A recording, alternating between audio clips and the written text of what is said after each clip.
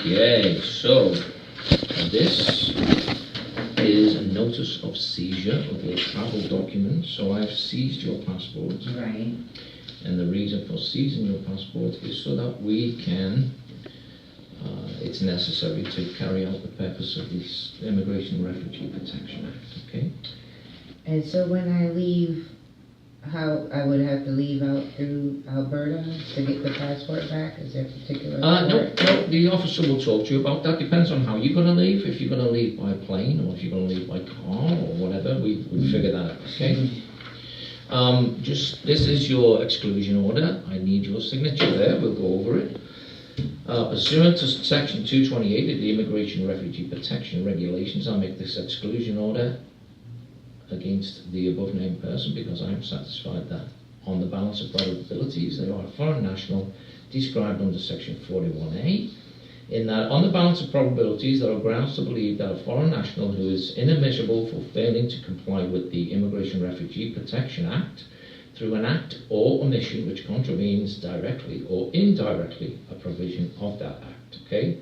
Specifically in that the requirements of subsection 29(2) of the Immigration and Refugee Protection Act, that a temporary resident must comply with all conditions imposed under the regulations and with any requirements under the Act and must leave Canada by the end of the period authorised to stay. Okay.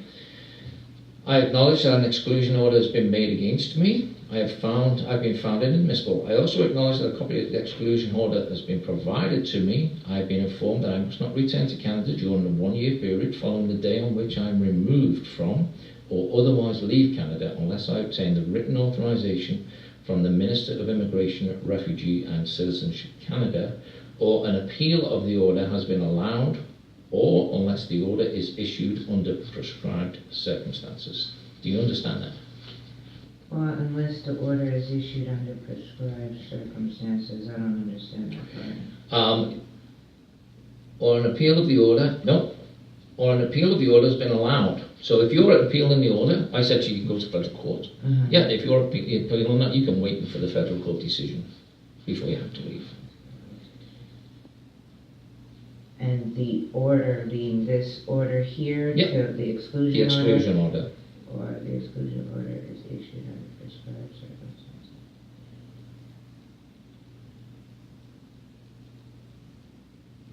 And that part makes me think about the Shabunka report. Like, is Shabunka here? Or do they have a card or anything? Is it, like, I just always wonder how this report started.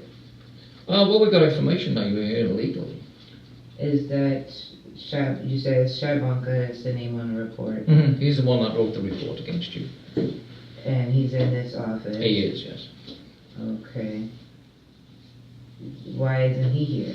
Because he writes the report, and then somebody independent of that has to look at the evidence of the report and decide if the report is founded. It's a bit like a judge. Mm-hmm. So, like Mr. Shabunka is like the police officer. Mm-hmm. So he's written you a ticket. You then have to go in front of the judge, mm-hmm. and the judge decides, is that ticket legal or is it not legal? Mm-hmm. So I'm the judge in that. I've decided that it's legal.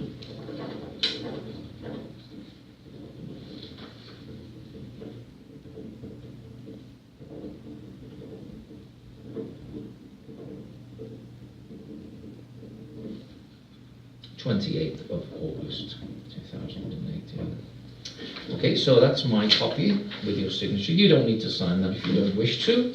You can if you wish. Okay, so that is the notice of seizure. That is your exclusion order saying that you must leave Canada. However, we spoke to you about the application for a pre-removal risk assessment. Okay, this is the form that you need to fill in for the pre-removal risk assessment. And this is the booklet that will explain to you what you need to do. Mm-hmm. Okay, and you have 15 days from today to send this to the Immigration Refugee Protection Division. Okay, and the information, the address is here in this booklet. Okay, this one. Okay, so you have to send it within 15 days, and then you have a further 15 days to send submissions. So any information that you want that will provide further evidence for your case, okay? Okay. So that's for you. I have given that to you today, so that day starts today, so 15 days from today, okay? Do you have any questions for me? So, when will I know when the next appointment is? Somebody will be in touch with you. Via letter or? Letter, or they'll probably give you a call. You have a 587 number, don't you? It would be, yeah, and it would be after the 15-day period, or? Yeah, probably, yeah. Okay, yeah. so I'd have time to send that So off. figure it out, right? So it can be the doctor's order included in here as well as any other? Well, you can include that. They're not going to look at that. You can include whatever you want in there. I mean, the doctor's order has got nothing to do with you being at risk of going back to the US, okay? Mm-hmm. That is purely for a risk to your person going back to the United States. Mm-hmm. So are you going to be tortured? Are you going to be kidnapped? Are you going to be murdered? Are you going to be any of those things, okay? It's pretty much like, you know, if you felt like you were going to get any of those things, mm-hmm. okay? Mm-hmm. People think, well, this will give me a longer time in Canada. Well, you know what it might do. It might give you another 6 to 8 weeks in Canada, but you're not going to get it. I'll tell you that right now. I'm going to be honest with you, Nicole, you're not going to get it. Mm-hmm. I mean, I'm not telling you not to apply. All I'm saying is that you're just stalling, okay, by doing that, because throughout the world, the amount of people that apply for that in Canada, 2% are successful. Mm-hmm. And these are people from war-torn countries, people from gang-related countries that have prices on their heads and things like that. Mm-hmm. And so that's the kind of thing that they're looking for, mm-hmm. Not for somebody from the US who just wants to be here because they want to give birth to their baby. They're not going to look at that. And the judicial one you said is expensive, what, as far as getting, putting an application? For a lawyer, yes. For a lawyer, my understanding is it's anywhere between $3,000 and $5,000. Yeah, that's just for the lawyer, but to get the paperwork and all I don't that, know. I don't know if there's any fees involved for going there. That's why I said to you, we don't deal with that. Mm-hmm. Maybe get a lawyer or speak to a lawyer and say, I've got this removal order against me, and I'm thinking of appealing it.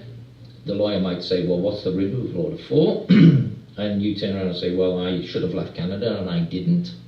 Mm-hmm. And he'll say, well, what's there to appeal? Mm-hmm. You're still here. You're on the phone to me, so it's proven, mm-hmm. right? My suggestion, and this is just my suggestion, I'm not telling you to go either way. My suggestion would be to deal with this as quick as you can, mm-hmm. because the sooner you leave Canada, the sooner you can come back to Canada. But I can't leave before I come back for my appointment, because I don't have my passport now. Well, no, that's what I'm saying to you. So if this pre-removal risk assessment, you can waive that. Mm-hmm. All right, you can turn around and say to me, you know what, it's not going to apply to me. I'm not going to waste my time with this. I can just, there's a waiver on the back you can sign it right now if you wish. Mm-hmm. There's a waiver on the back saying I'm not going to apply for that. Mm-hmm. And then your case will be looked at quicker, okay? Because now you're saying that you're prepared to go back. You know that you've done wrong. You're prepared to go back. You're going to abide by your exclusion order. You're going to leave here on it's the 28th today. You're going to leave here on the 29th, and then guess what? You 1 year is up, the 29th of August next year. That's what you mean. The sooner I leave, the sooner I come back. Exactly. Okay, so, but if you apply for this, mm-hmm. when deep down you know you're not going to get it, mm-hmm. you're just stalling the fact that mm-hmm. You're going to be removed from Canada anyway. It may be, I don't know, just before Christmas. Who knows, right? Mm-hmm. Who knows? Mm-hmm. And the other thing is, because, and I'm being honest with you now, because you're having a baby doesn't mean anything, right? Mm-hmm. You personally are the one that the exclusion order is against. You have the baby in December, and then the officer turns around and says, okay, well, we've given you 2 weeks after the baby, now you got to leave. You got to leave your baby behind. Mm-hmm. Right? What? With who? Well, with your husband. That would be breaking up a family. We wouldn't do that. We would all leave. We don't care about that. We would all leave, though. That's what I'm saying. But how would your husband get into the U.S.? He was deported from there. Yeah, he can go back. How can he go back when he was deported from there? his deportation period is up? No, this deportation lasts a lifetime. Deportation lasts a lifetime. Okay. Alright, so I would suggest you look at this very seriously, very carefully, and pretty quick. Because the sooner you get this taken care of, the sooner you leave, the quicker you can come back, the quicker you can get on with your lives, whatever it is, right? Okay, yeah, he said the police are out there. Yeah, the police are out there. Did you call the police? I did call the police on it, yes. And you know why I called the police on him? Because he has an outstanding warrant. For what? I don't know, that's why the police are talking to him.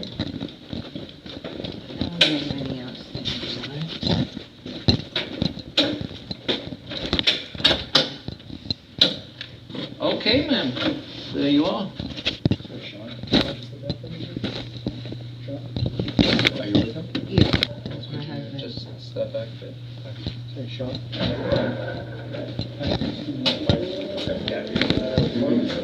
No, I don't. Is he man yet? Yeah.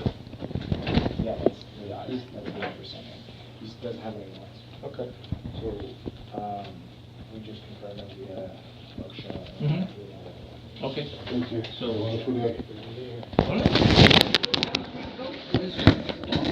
Let's appreciate it. Thank you, man. Thank you very much. I appreciate it. Have a good day.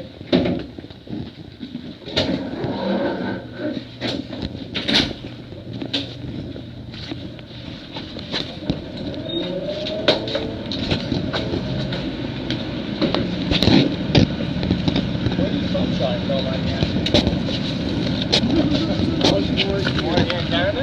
Born here. Oh, okay. Okay. What's your ethnicity? Yeah. First Nations? Yes. Harry Garifuna. Both parents? Both parents. Oh, okay. Harry Garifuna and Arawak. Okay. I'm just curious. This is listed as Aboriginal as ethnicity, and I was wondering if that was the case or not. Yeah. So, how far back? How far back? All the way back. All the way back. All the way back, 100%. Okay. All right. Well, it was nice meeting you there. Take care. Have a good day. So now I know what type of listening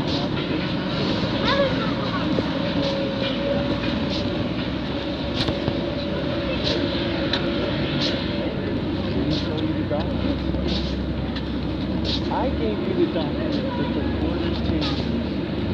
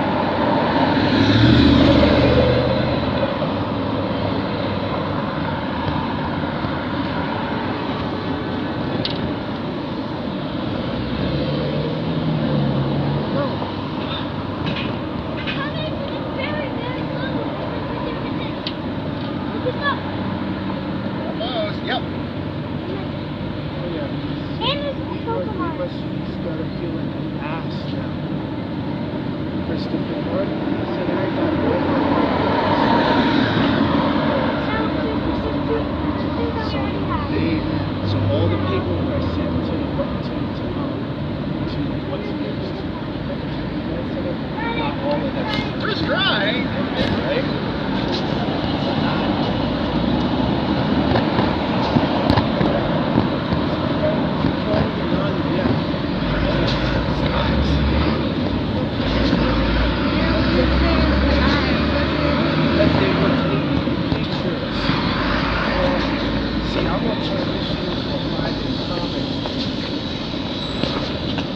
They took themselves from it.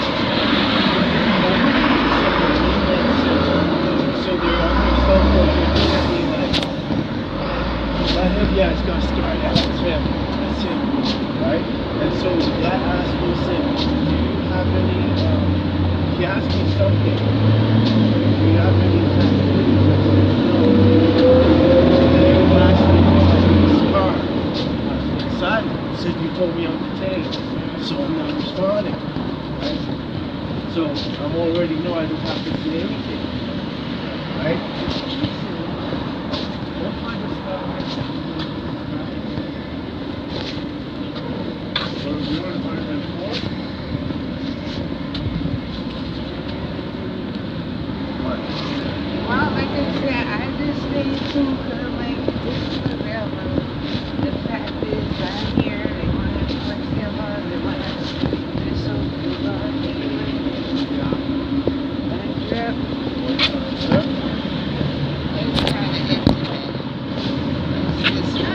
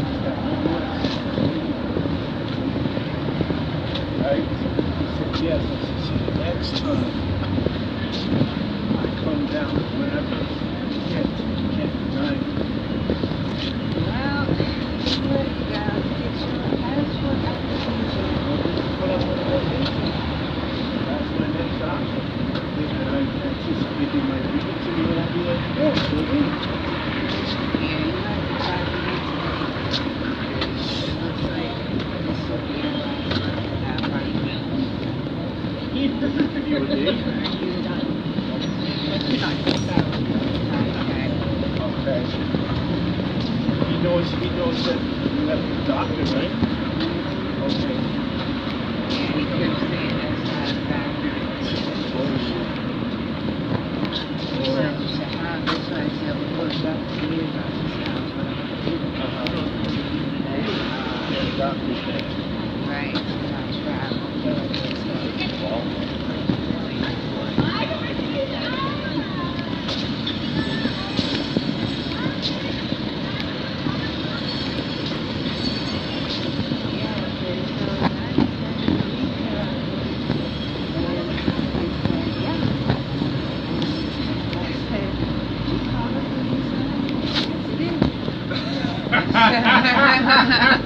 I said, why did you do that?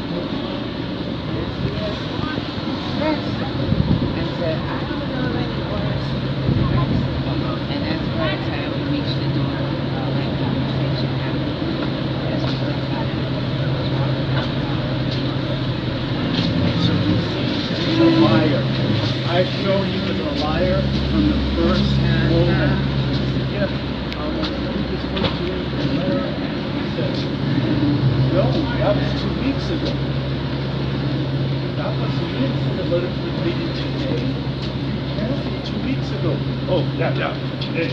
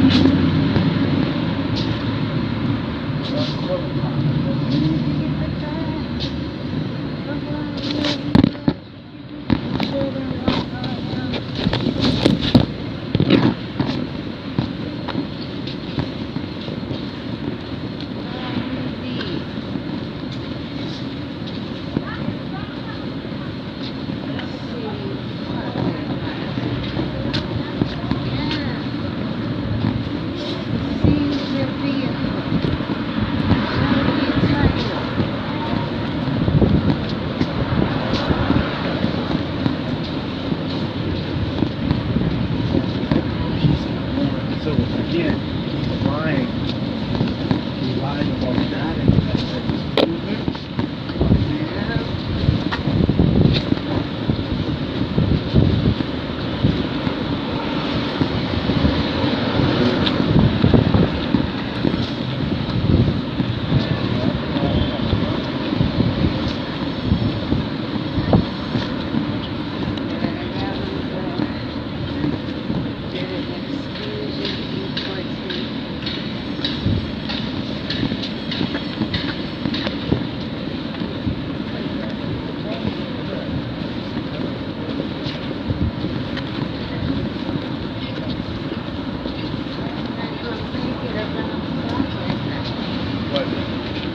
No, there's the alley right here. We're walking all the way around the block. There's the alley right here right from the car. And we're on the same street as the guy. The next block over.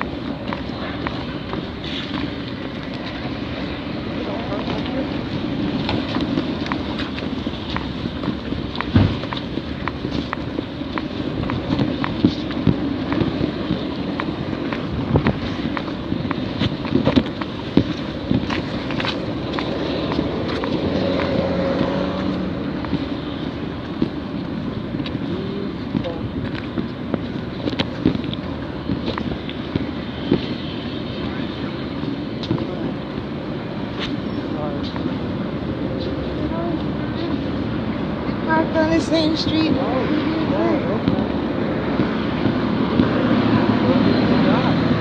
That's why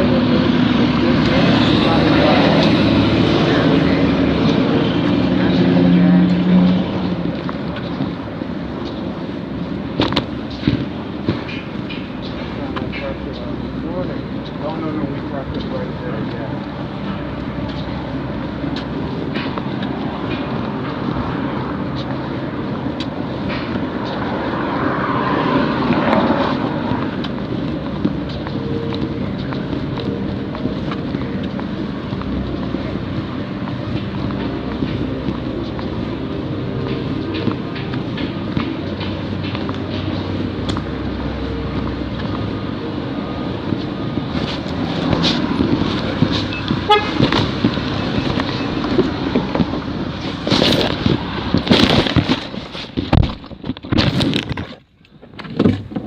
Listen, Auset said, what the fuck?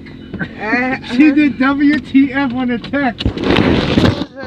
The Kim? Yeah. I need to shut down. I'm ready to put the lock on my phone. Because they all stood around. I said, okay, here it comes.